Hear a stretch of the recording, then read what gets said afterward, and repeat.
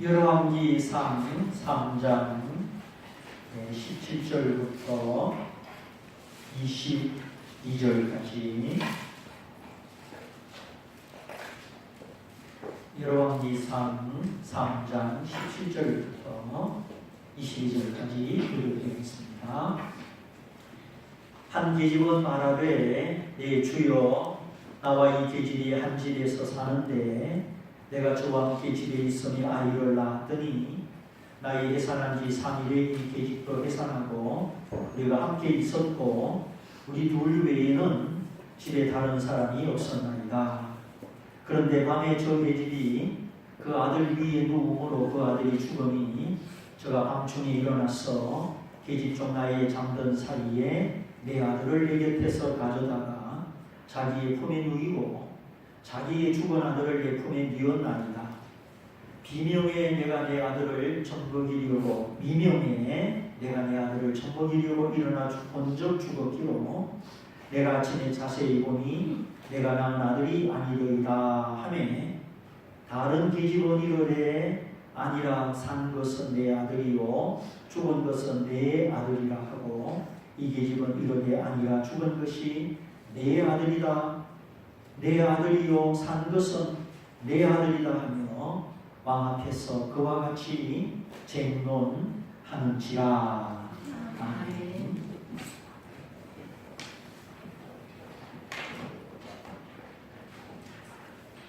네, 오늘은 솔로몬의 재판과 십자가의 판결, 복음의 판결을 비교하여 살펴보겠습니다.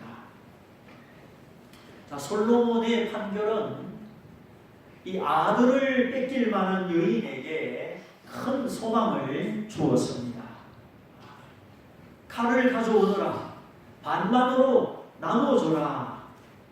얼마나 가슴이 철렁했겠습니까? 그런데 잠시 후 이 여자가 이 아이의 엄마라 결코 이 아이를 죽이지 말라 하였을 때에 이 안도의 숨을 쉬었을 것입니다. 그러면 주님의 십자가는 무엇입니까? 주님의 십자가는 바로 이런 찬송이죠. 그래요. 네. 자, 주님의 십자가는 죄인을 대신하여 형벌받게 하신 하나님의 재판입니다. 네. 이거는 대속의 판결이요, 용서의 판결이요, 우리를 영원히 의롭다 하신 하나님의 판결입니다. 하나님이 인류를 구원하기 위해서 이 엄청난 재판, 우주적 재판을 준비하셨습니다.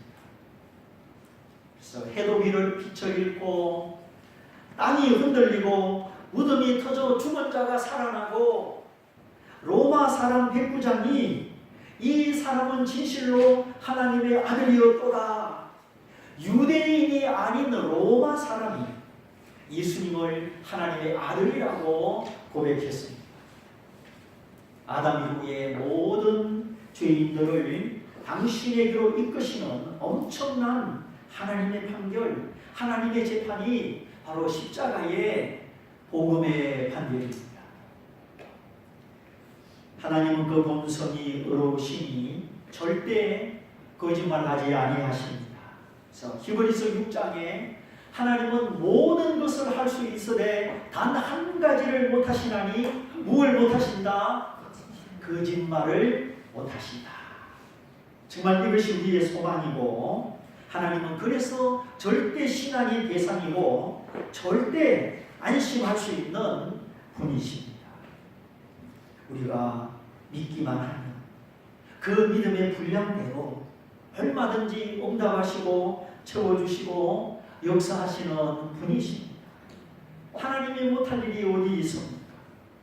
다만 우리 믿음의 분량이 작아서 걱정이죠. 그래서 모든 지각 위에 뛰어나신 하나님, 우리의 생각하는 것이나 구하는 것보다 훨씬 좋은 것을 주시는 하나님이십니다. 하나님을 크게 믿어드리고 하나님을 향하여 입을 크게 벌리십시오. 내 입을 넓게 열라 내가 채우리라. 하나님이 시편에 너희의 입을, 믿음의 입을, 기도의 입을 넓게 열어라. 그냥 입술로 조말조말 하지 말고 너희의 입을 넓게 열어라. 열리기만 하면 채우는 건 내가 채우느니라. 우리 믿음의 분량만큼 우리의 믿음을 기대하시고 채우는 건 하나님의 몫입니다. 걱정하지 마시고 조말조말 불평하지 마시고 입을 크게 여십시오. 그래서 하나님은 지금도 전심으로 자기에게 향하는 자들을 찾으시고 믿음의 용사, 믿음의 사람들을 기다리고 계십니다. 하나님은 모든 지각 위에 뛰어난 분이다 하셨는데 여기 지각이라는 말은 사람의 생각, 사람의 계획, 사람의 인식의 범위를 말하는 거죠. 우리는 어떤 생각의 틀을 가지고 있습니다. 야, 요만큼 배웠으면 좋겠다. 생각의 범위가 있고 가능성의 크기가 있지요. 그런데 하나님은 우리가 생각하는 그 생각의 범위, 우리가 인식하는 인식의 틀, 그것보다 훨씬 크시고 훨씬 뛰어나신 초월자이십니다. 그래서 자꾸만 자신의 생각의 틀을 넓히고 자신의 고정된 생각의 틀을 깨뜨리고 우리가 하나님의 말씀 안으로 들어가고 그 말씀이 내게 시가 되도록 우리가 믿음으로 살아야 되는 줄 믿습니다. 야곱은 형의 복수심 때문에 어쩔 수 없이 외삼촌 라반의 집에 도망갔습니다. 누나의 아들 조카가 왔지요. 라반의 입장에서 조카가 자기 집에 피난을 온 겁니다. 라반은 목축업을 하는 사람인데 조카에게 밥 먹여주고 일을 시킵니다. 집을 떠났냐고 다양살이가 시작되고 아무런 미래도 보장되어 있지 않습니다. 그저 주는 밥을 먹고 시키는 일만 합니다. 그러다가 레아보다 얼굴이 예쁜 동생 라헬을 좋아하게 됩니다. 옛날에는 신부를 데려가려면 지참금이라고 돈을 줘야 되죠. 근데 돈이 어디 있습니까? 그러니까 7년 동안 일하겠습니다. 7년의 삭설, 신부를 데려오는 지참금으로 하여 일하는 겁니다. 근데 야곱이 라헬을 사랑했기 때문에 열심히 일합니다. 사람이 목표가 생기니까 열심히 일하는 거죠. 그래서 우리가 무슨 일을 하든지 주 안에서 목적을 찾고 목표를 찾아야 합니다. 힘들다 어렵다 하나님이 이런 일을 왜 주셨나 그렇게 생각하지 말고 하나님이 무슨 뜻이 되셔서 이 일을 내게 주셨나 주 안에서 목적을 찾고 목표를 찾으면 우리가 하는 일에 확실한 희망과 더 큰 추진력이 생기게 되는 것입니다. 지금 당장 힘들어 보이고 지금 당장 가슴이 아프고 걱정이 돼도 하나님이 다 보시고 아셔서 주셨으니 그걸 믿음으로 바라고 목적을 찾고 목표를 찾으면 그것이 내게 오히려 은혜가 되는 것입니다. 그래서 이제 세계에는 기도하면서 하나님이 내게 보여주시는 목적과 목표를 찾아보십시오. 내가 이 일을 왜 하는가? 막연한 생각이 아니라 하나님 내 마음에 비춰주시고 심어주신 목적과 목표, 이 목적의식, 목표의식이 내 마음에 있으면 우리는 흔들리지 않고 더 추진력 있게 집중하게 되는 것입니다. 하나님이 주신 목적과 목적이 내 안에 있기 때문이죠. 이게 안 보이면 일하는 것이 힘들어요. 그게 안 보입니다. 야곱이 라헬을 사랑했기 때문에 라헬을 내 사랑으로 내 신부로 만들어야 된다. 그 목적이 있었기 때문에 야곱이 7년이라는 세월을 얼마처럼 보내었더라? 수일처럼, 며칠처럼 지나가 버립니다. 그러니까 지겹다, 힘들다, 그런 것이 전혀 없었죠. 드디어 7년. 근데 아침에 눈 떠보니 라헬이 아니고 레아입니다. 왜 삼촌 이게 어찌 된 일입니까? 항변을 하니 얘야, 우리 지역에는 동생이 언니보다 먼저 시집가는 법이 없다. 아마 그 말이 맞았을 겁니다. 우리도 30년 전만 해도 형이 먼저 장가가고 언니가 먼저 시집가고 그래야 된다고 생각했지, 이게 바뀌면 안 된다고 그랬잖아요. 요즘은 이제 시대가 바뀌어가지고 앞에 가고 먼저 가고, 하물며 3500년 전이니 아마 그 말이 맞았을 겁니다. 그래서 지금부터 또다시 7년을 일해라. 또 7년을 일해서 라헬과 결혼합니다. 그러다 보니 언니와 동생 사이에 보이지 않는 질투와 경쟁이 생겨가지고 막 자기의 여종을 야곱에게 주면서 졸지에 야곱의 아내가 4명이나 됩니다. 한 명도 힘든데 어찌 4명이나 됐을까? 장자 르우벤부터 11번째 요셉, 12번째 베냐민, 야곱은 12아들을 가진 아버지가 됩니다. 자, 야곱이 집을 떠나 외삼촌 집으로 피난 갈 때 이런 현실, 이런 실상을 계획을 했습니까? 안 했습니까? 전혀 못했습니다. 그저 형의 칼을 피해 도망가기만 하죠. 야곱의 가능성, 야곱의 능력의 범위, 그것 가지고는 그렇게 될 수가 없었습니다. 다만 야곱은 아브라함의 누구요? 손자요. 이삭의 누구요? 아유, 초등학교 때 안 배웠어요. 주일학교 다시 해야 되겠네. 이삭의 아들이요. 그러니 저 언약의 백성이다. 언약 백성. 하나님과 약속을 맺은 언약의 백성이다. 그거밖에는 없었습니다. 원래 계약이나 언약은 서로 처지가 비슷하고 능력이 비슷한 사람이 맺는 거죠. 그런데 언약의 당사자를 보십시오. 하나는 인간이고 하나는 하나님입니다. 언약의 주체, 언약의 당사자가 전혀 비슷하지도 않고 어울리지도 않습니다. 그런데 하나님은 우리와 더불어 언약을 맺으셨어요. 그래서 하나님이 아브라함과 맺은 언약, 또 그리스도 안에서 하나님이 우리와 맺은 이 언약을 은혜의 언약이라고 합니다. 자, 예를 들어 1,000원짜리 장난감을 가지고 싶어하는 아이에게 야, 너 500원만 내라. 그러면 이 1,000원짜리 장난감을 주마. 이것도 일종의 은혜인 것이죠.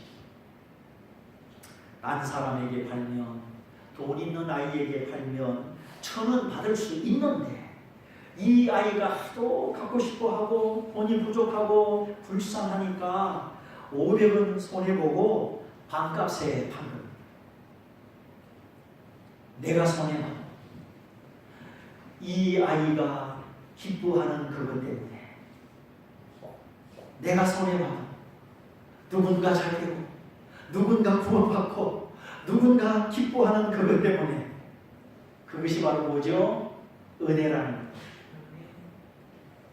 내가 손해봐도 이 아이가 손에 장난감을 쥐고 기뻐하는 그것 때문에 1,000원짜리를 500원에 파는 이 아저씨, 이것이 은혜고 사랑이라는 것입니다. 합리적으로, 법적으로, 논리적으로 계산해서는 도무지 계산이 안 됩니다. 원가를 8년 주고 샀는데 어떻게 원가도 못 미치게 손해를 보고 팝니까? 그러니까 이 은혜라는 은혜라고 하는 개념은 인간의 지식, 논리, 합리성 이걸 다 뛰어넘는 하나님의 초월적인 성품에서 나온 것입니다. 우리가 이 은혜를 알고 이 은혜를 베풀어야만 사는 것이 복이 돼요. 모든 것이 감사가 돼요. 그냥 계산하고 다투고 싸우고 절대 손이 안 벌리고 하고 그러면은 복이 안 됩니다. 왜? 그건 은혜의 삶이 아니기 때문에 복이 안 돼요. 그걸 아셔야 돼요. 왜 세상 사람은 그렇게 머리 터지게 싸울까요? 손에 안 보려고 하니까, 은혜를 안 베풀려고 하니까. 다른 이유 없어요. 다 그 차이예요. 은혜를 아는 사람이냐 모르는 사람이냐 그 차이밖에 없어요. 솔로몬의 명판결, 그것도 증거도 없고 정인도 없는 애매한 재판입니다.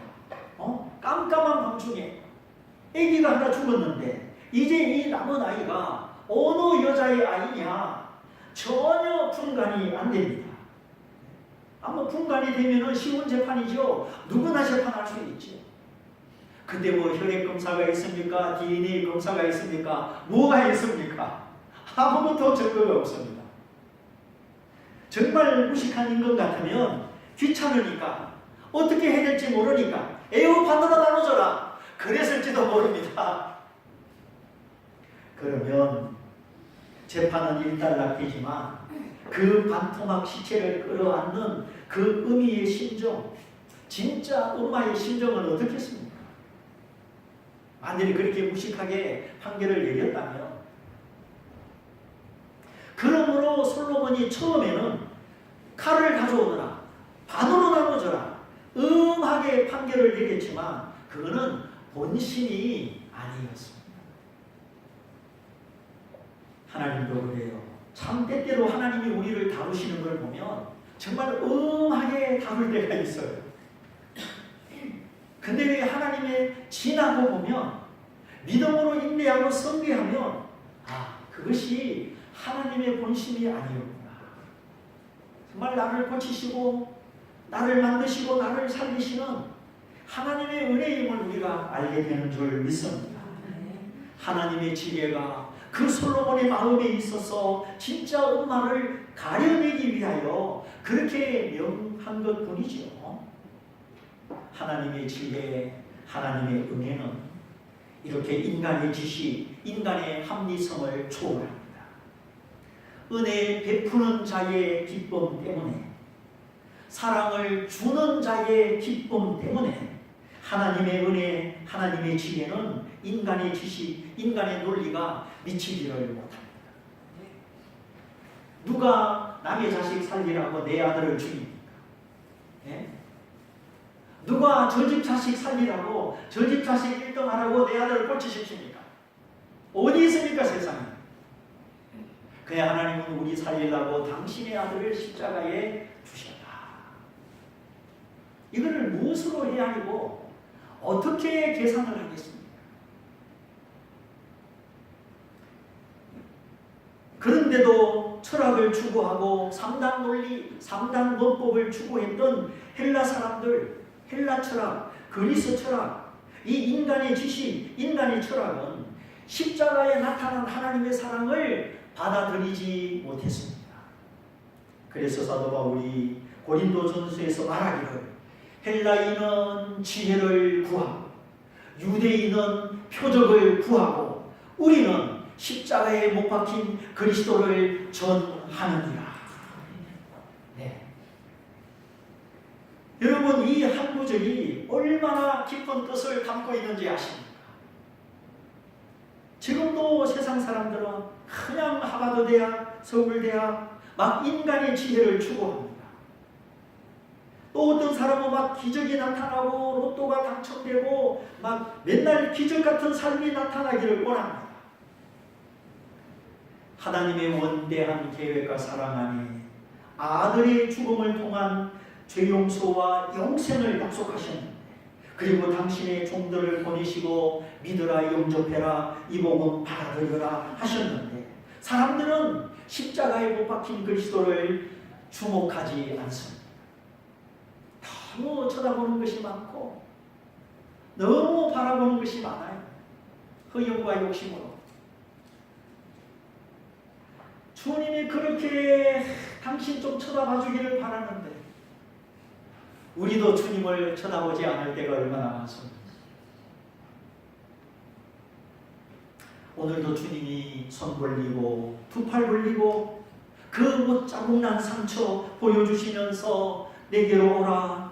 내가 너를 만져주마. 내가 너를 고쳐주마. 너와 내가 하나 되자 하시지만 사람들은 별로 주님의 말씀에 귀를 기울이지 않습니다. 그래서 왕이 큰 잔치를 베풀고 초청하였지만 나는 장가들었어. 나는 소를 샀기 때문에 나는 밭을 샀기 때문에 갈 수 없습니다. 장가들어서 신부를 기쁘게 하려고 소를 사고 밭을 샀으니 그거 뭐 시험에 본다고 임금의 초청, 임금의 잔치를 거절합니다. 그러자 임금이 너희는 한 사람도 내 잔치를 맛보지 못하리라 하시고 종들을 더 많이 보내시면서 길가에 지나가는 사람, 비탈로 지나가는 사람, 그저 자격 없는 사람 다 데려오라. 복음의 잔치, 구원의 잔치를 베푸신 하나님은 거절받았음에도 불구하고 무시받았음에도 불구하고 오히려 자격 없는 사람, 가난한 사람, 병든 사람 더 많이 초청하여 주셨습니다. 이것이 인간의 조건, 인간의 자격, 인간의 합리성을 초월하는 하나님의 사랑. 내가 이 돌잔치에 내 자녀 결혼 잔치에 엄청나게 투자하고 준비하여 초청했는데 다 거절하고 아무도 오지 않는다. 그 심정이 어떻겠어요? 내가 평소에 잘못한 것도 없고 그렇게 챙겨주고 그렇게 왕래하고 내가 인간으로 할 도리를 다 했는데 이렇게 거절당했구나. 무시받았구나. 이것이 거절감, 거부감의 상처요. 무시받았을 때의 아픔이죠. 거절의 아픔, 거부의 아픔을 겪어보신 일이 있습니까? 아마 인간 세상에 다 겪었을 겁니다. 저도 겪었습니다. 그런데 하나님의 사랑은 누구나 와도 줬소. 의가 없는 죄인도 줬소. 이 복음은 죄인을 위하여 내어놓은 하나님의 작품이요. 이것이 십자가에 나타난 하나님의 사랑입니다. 도무지 인간의 머리로는 계산할 수 없는 하나님의 은혜입니다. 내가 하나님께 받은 사랑이 어떤 사랑입니까? 내가 하나님께 입은 은혜가 어떤 은혜인가? 이제 우리가 믿음의 철이 들고 더 주님을 주목해야 하겠습니다. 우리가 하나님의 사랑의 깊이와 하나님의 은혜의 광대함을 생각하면 설사 내 인생 속에 이해되지 않는 일, 도무지 용납할 수 없는 일, 그런 일이 있어도 우리가 머리로 실험하고 논리로 실험하는 것이 아니라 나의 인식, 나의 머리를 내려놓고 우리가 하나님의 은혜를 생각하며 기도로 하나님께 나아가야 하는 것입니다. 이것이 복음의 적용이고 믿음의 적용인데 참 인간의 힘으로는 쉽지 않은 일입니다. 우리는 너무 계산하기가 빠르고 너무 자기 논리에 우리가 스스로 갇히기 때문이죠. 하나님은 그런 일들을 통해서 나의 자아를 깨뜨리시고 내 믿음의 그릇을 넓히시고 정말 이제는 하나님의 방법으로 생각할 수 있도록 하나님이 우리를 이끌어 가시는데 우리는 자꾸 머리와 계산과 논리적으로 인간관계를 풀어나가고 일들을 풀어나가기 때문에 이게 빨리 변하지 않는 그런 것들이 우리에게 있습니다. 어렸을 때 나를 버려두고 집을 나간 엄마가 있다. 어렸을 때 자식을 버려두고 집을 나간 아빠가 있다면 그래서 고생하고 어렵게 자라온 이 아이가 커서 나중에 자기를 버린 엄마 아빠를 만나는 것이 그게 쉽겠습니까? 쉽게 용서가 되겠습니까? 네, 이용하는 소설에 보면 그런 장면이 많이 나오죠. 근데 이것이 우리의 실상이기도 합니다. 우리의 삶의 한 부분이기도 합니다. 이런 케이스가 아니더라도 우리 인간 사는 세상에 때때로 내 지식, 내 머리 그것으로 이해가 안 되는 일이 일어납니다. 그래서 그것 때문에 막 잠 못 자고 실험하고 미워하고 우리 막 영혼 속에서 막 요동이 일어납니다. 바로 이때에 내가 어떤 자세를 취할 것인가, 어떻게 이런 일을 수용할 것인가, 그 믿음의 자세가 아주 중요합니다. 하나님이 다 보시고 아시고 하나님이 허락하셨다면 거기에는 하나님의 뜻이 있습니다. 이것이 복음의 소화력이고 믿음의 소화력이지요. 내 인생의 고난과 난관, 아픔과 상처, 때로는 절망감, 이런 것을 어떻게 소화할 수 있는가? 이것은 우리의 믿음의 능력을 체크해주고 내 행복을 좌우하는 아주 중요한 요점입니다. 내 믿음이 거기만 머물러 있지 않도록 정말 머리로 계산할 수 없는 당신의 아들을 내어주신 하나님의 사랑이 내 안에 충만할 수 있도록 하나님이 내 마음을 넓히시고 내 믿음을 넓히시기 위하여 때때로 내게 허락하시는 이해할 수 없는 아픔, 내가 도저히 용납할 수 없는 상처, 네, 그런 것을 우리가 어떻게 소화해내느냐, 거기에 따라서 우리의 능력이 달라지고 믿음이 달라지고 그 하나님의 사랑의 깊이를 맛보는 그 크기가 달라지는 것입니다. 그래서 하나님은 때때로 우리 인생 속에 정말 머리로 이해 안 되는 그런 일들이 일어납니다. 그렇지만 하나님이 눈 감고 모르시는 중에 일어났을까요? 그건 아니지요. 하나님 다 보시는 중에, 다 아시는 중에 주셨다는 거죠. 하나님이 주셨으면 거기는 하나님의 은혜도 있고 우리가 알지 못하는 하나님의 깊은 뜻도 있는 줄 믿습니다. 네. 그래서 고기 먹고 소화 안 되고 뱃속이 더부룩하면 얼마나 힘듭니까? 만일에 고기 조각이 명치에 걸렸다, 큰 고생합니다. 그냥 쑥 넘어가서 소화가 되어야 되는데 딱 끌려가지고 넘어가지 않고 소화가 안 되니까 이 제대로 얹히면 진짜 힘든 겁니다.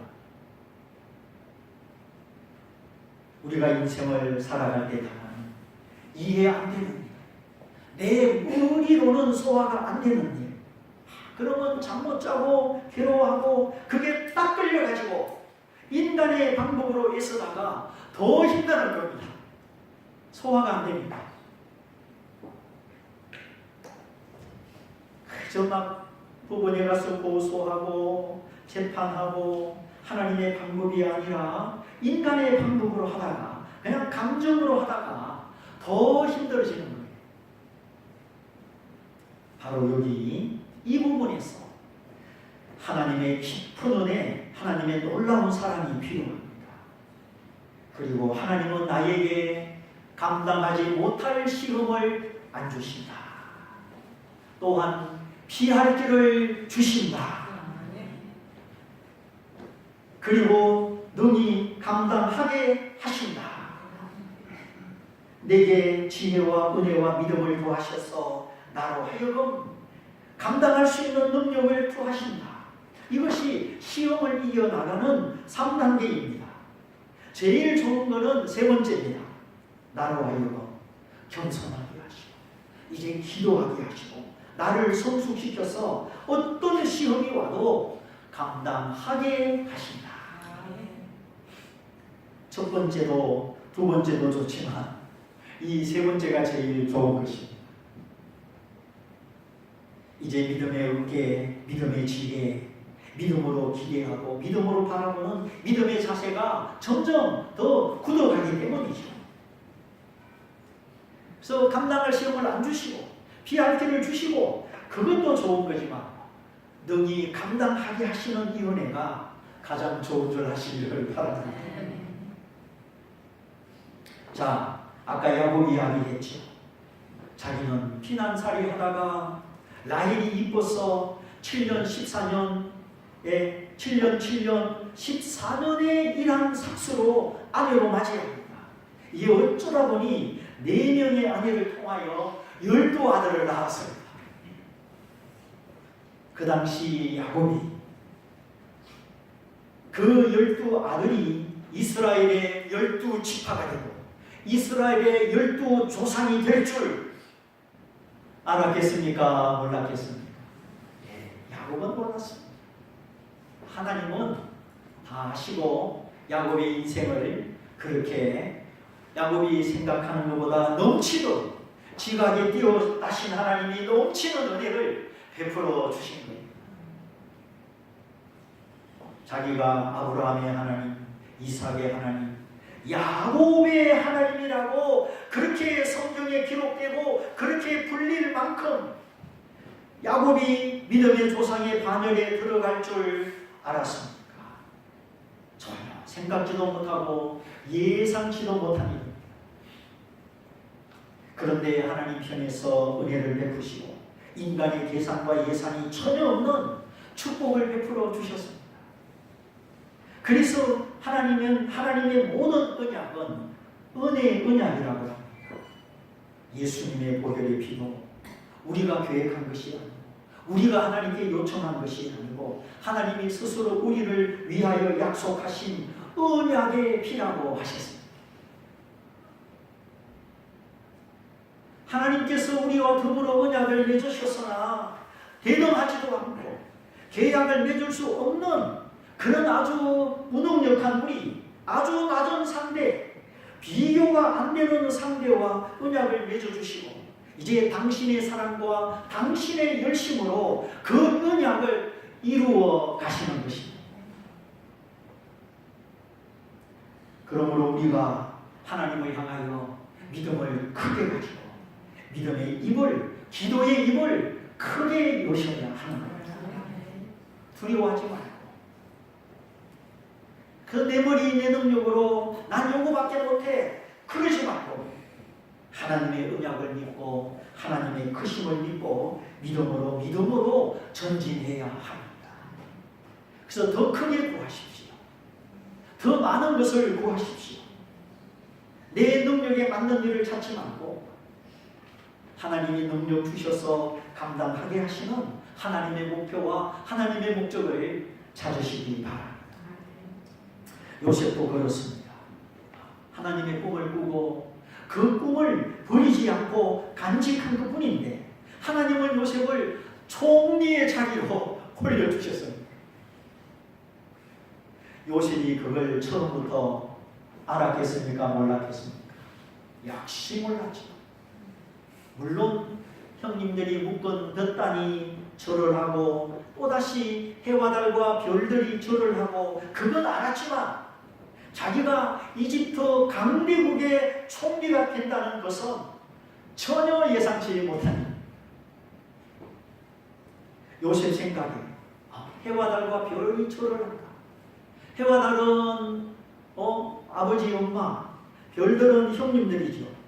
그들이 절을 했는데 바로 그것이 한 나라의 총리 대신 앞에 절을 하는 그 정도 높이, 그 정도 수준 일이라고는 생각을 못한 것입니다. 그러나 요셉은 어떤 환경 속에서도 믿음이 구겨지지 않고 하나님을 바라보는 그 믿음을 지켰을 때 하나님은 요셉이 상상하는 그 분량, 그 수준 이상으로 놀라운 일을 베풀어 주셨습니다. 우리의 생각, 우리의 지각 위에 뛰어나신 하나님이십니다. 그래서 자꾸 내 논리로 하나님을 제한시키고 하나님을 작게 만들지 말고 십자가에 나타난 하나님의 사랑, 부활의 생명을 입혀주신 하나님의 능력, 날마다 그 능력을 사모하면서 그 능력 안에서 승리하시기를 바랍니다. 이제 어느덧 2017년도가 저물어 가는 이때 여기까지 달려오느라고 수고 많으셨습니다. 주님이 다 오시고 다 하시고 다 갚으실 것입니다.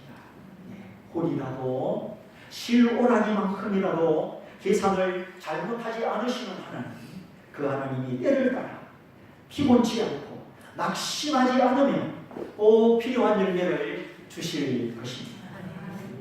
결국 야곱으로 하여금 이제 지팡이의 머리를 의지하는 사람, 지팡이는 길을 가르치고 여기다 저기다 길을 안내하는 것인데, 야곱은 더 이상 자신을 의지하지 않고 내 남은 인생을 인도하는 지팡이 머리가 되신 하나님, 내 삶의 인도자, 책임자, 축복자가 되시는 그 하나님을 앞세우고 그 하나님을 의지하여 남은 인생을 평강 중에 승리하였습니다.